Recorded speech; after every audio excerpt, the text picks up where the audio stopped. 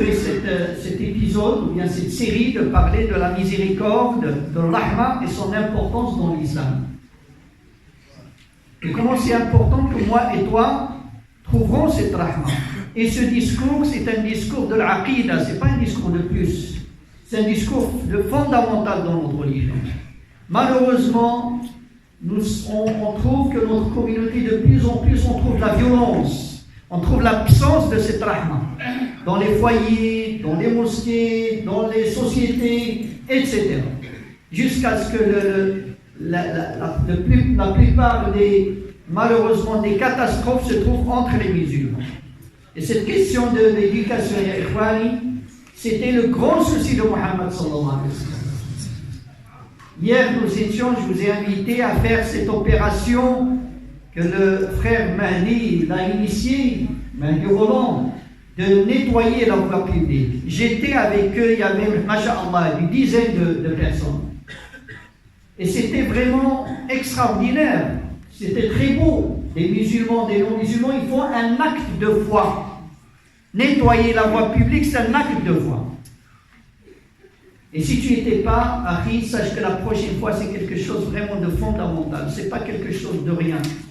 Surtout que la plupart, ceux qui salissent malheureusement, c'est les enfants des musulmans. Ça, c'est une réalité. Ceux qui cassent, c'est les enfants des musulmans. C'est nos enfants. Ça veut dire qu'on a loupé quelque chose dans l'éducation. Ça veut dire qu'on s'est occupé, même dans nos mosquées, un discours qu'on pensait qu'il est intéressant, mais on est passé à côté de l'essentiel. À côté de l'essentiel, et Mohammed sallallahu alayhi wa sallam nous apprend c'est quoi les priorités. Rahma, Allah subhanahu wa ta'ala, il s'est nommé Ar-Rahman. Wa huwa arhamur rahimin. Sa miséricorde, nous dit le prophète sallallahu alayhi wa sallam, quand Allah a créé les cieux et la terre, il a créé cette rahma en 100 parties. Il a descendu une seule sur terre. Toutes les manifestations de la bonté et de la miséricorde sur terre, il vient de cette partie. Il dit le prophète sallallahu alayhi wa sallam, jusqu'à quand vous voyez une bête qui lève sa patte pour ne pas blesser son bébé, son enfant, c'est cette miséricorde. Il a laissé 99. Et le jour du jugement, il va rajouter cette rahma, il va t'accueillir avec cette rahma entière, avec ses 100 parties. Allah subhanahu wa ta'ala n'a pas créé l'être humain pour le châtier sur terre. Il t'a pas donné le Coran, l'islam, pour t'embêter. Taha, ma anzalna alayka al-Qur'ana litashqa. Allah a dit, le prophète sallallahu alayhi wa sallam, on t'a pas révélé le Coran pour que tu sois malheureux. Au contraire, pour que tu sois heureux dans cette vie, dans le delà. Et Mohammed sallallahu alayhi wa sallam était bil mu'minina ra'oufun rahim. Était une source d'amour et de miséricorde envers les proches, envers les loin, envers les amis, envers les ennemis, envers tout le monde. Un jour, notre mère Aïcha radiyallahu anha, il a dit, j'ai vu le prophète sallallahu alayhi wa sallam dans une situation de bonheur. Et j'ai dit, je vais profiter de ce moment.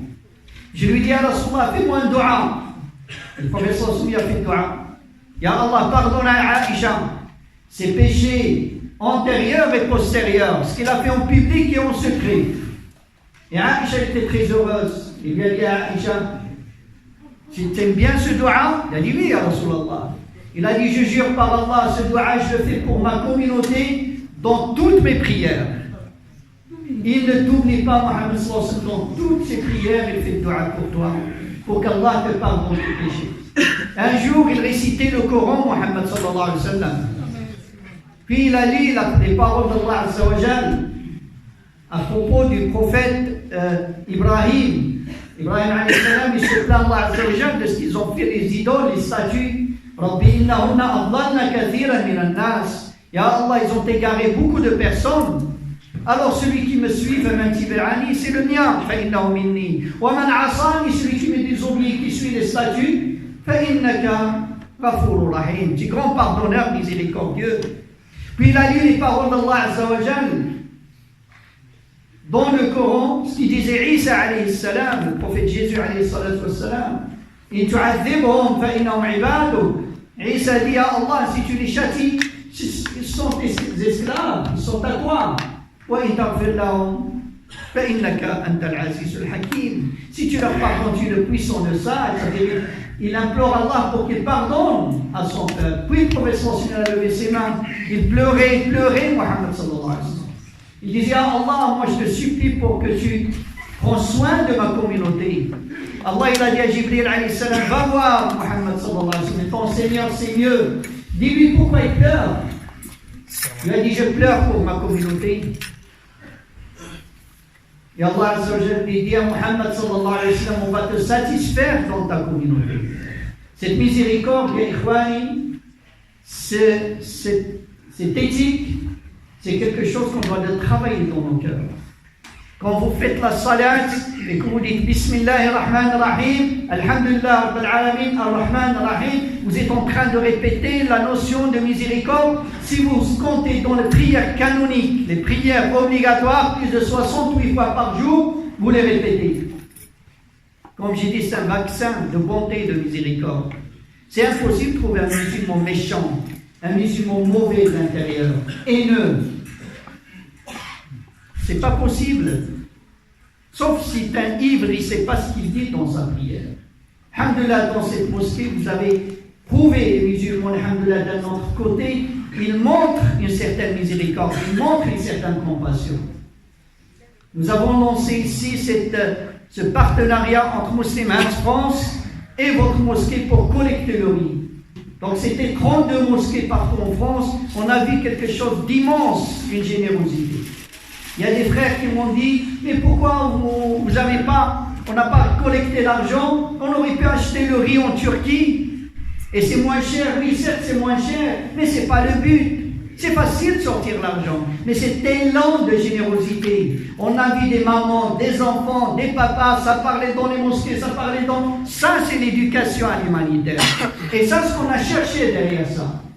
Mais alhamdoulilah, des fois un musulman peut te financer. Je discutais avec un frère, j'ai montré un frère qui nous a envoyé un chèque 12 000 et quelques euros. Une seule personne. C'est pas, alhamdoulilah, l'argent il est, mais cette éducation, les générations qui sont en train de monter, on a raté. Il faut qu'on fasse attention à ça.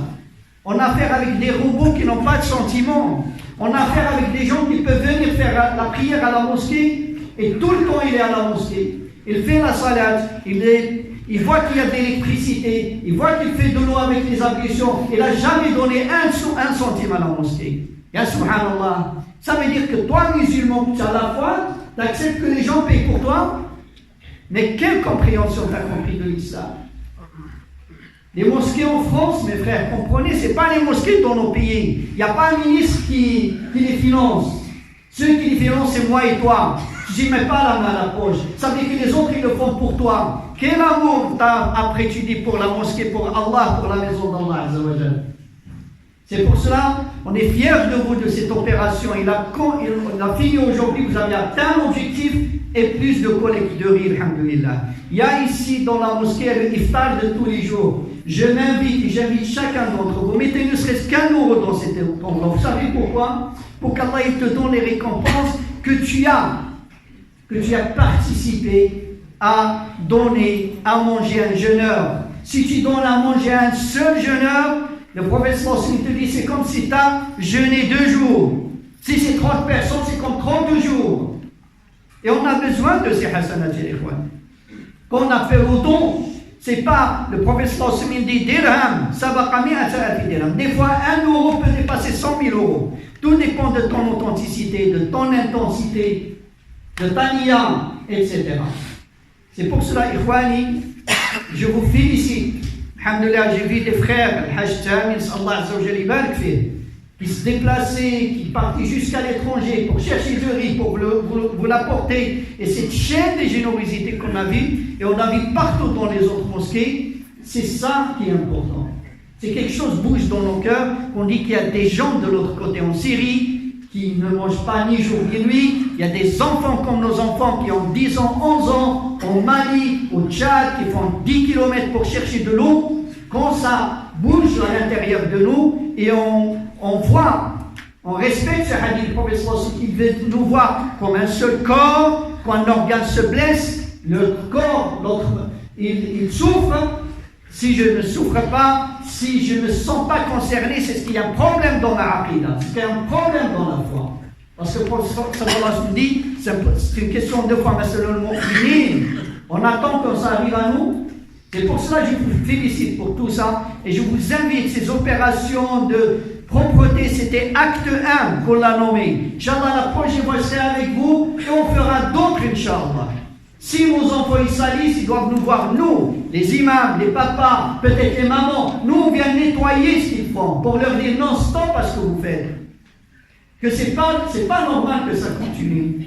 C'est pas normal que le musulman il salit. Le prophète sallallahu dit, parmi les branches de la foi, nettoyer la voie publique, c'est un acte de foi. Salir la voie publique, c'est un acte d'hypocrisie ou de mécréance. C'est pour cela que c'est important qu'on s'inscrit en masse dans ces opérations. Jazakumullah khair. Vous êtes proches, Inch'Allah, on va commencer par les 10 derniers jours de Ramadan. Et là, je vous dis, les gens du Coran, Ahl al-Qur'an, nous devons les honorer, nous devons les respecter. Pourquoi? Parce qu'ils sont la famille de Allah. C'est Allah qui les a choisis. C'est le prophète sallallahu alayhi wa sallam dit, Allah, il a une famille parmi les gens de la terre.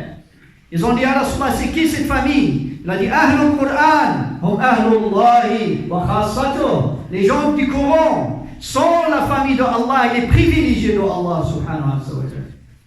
Quand vous voyez une communauté qui honore pas ses imams, qui honore pas ses cadres, ses grands, c'est une communauté où vraiment qu'il est dans le déclin. Le prophète sallallahu alayhi wa sallam dit, Laysa minna, il n'est pas parmi nous.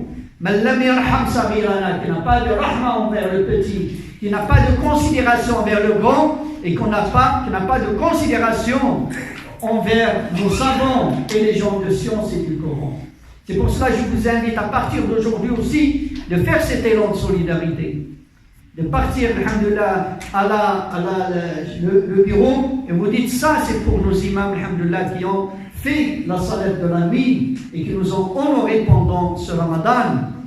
Ça c'est très important, les frères. Soyez généreux quand vous l'êtes toujours et mettez toujours quand vous donnez quelque chose, les frères. Premièrement, je vous dis clairement, le Coran nous dit que ce qu'on a comme argent, c'est pas à nous, c'est à Allah. Dans beaucoup de versets, nous dit donnez-leur de l'argent d'Allah qui vous a confié. Donnez-leur de ce dont vous êtes des gérants. Il dit, vous êtes des gérants. Un jour, le prophète sallallahu alayhi wa sallam a dit aux compagnons, c'est qui préfère plus ce qui est son argent plus que l'argent de ses héritiers? Il dit, ya Rasulallah, tous on aime notre argent. Il a dit, sachez que votre argent, c'est ce que vous donnez, vis-à-vis. L'argent de vos héritiers, c'est ce qui reste dans vos poches, ce qui reste dans vos maisons, ce qui reste dans nos comptes. Un jour, le prophète sallallahu alayhi wa sallam, il a immolé une bête et il a demandé qu'on la distribue, qu'on la donne. Le soir, il est rentré, il a dit à Aïcha, qu'est-ce qu'il reste de cette bête? Il a dit à Rasulullah, j'ai tout donné, j'ai laissé que les poils, je sais que tu l'aimes. Il a dit non, ya Aïcha, tu t'es trompé. Regarde, le prophète sallallahu alayhi wa sallam, il nous corrige la compréhension. Tu dois dire, ya Aïcha, il reste tout sauf les poils. Ce que j'ai donné, c'est ça qui reste. Ce qui reste, ce qu'on va manger, ça, il n'est pas resté, c'est quelque chose qui va partir, il n'est pas à nous. Barakallahu li wa lakum wa jazakumullahu khairan.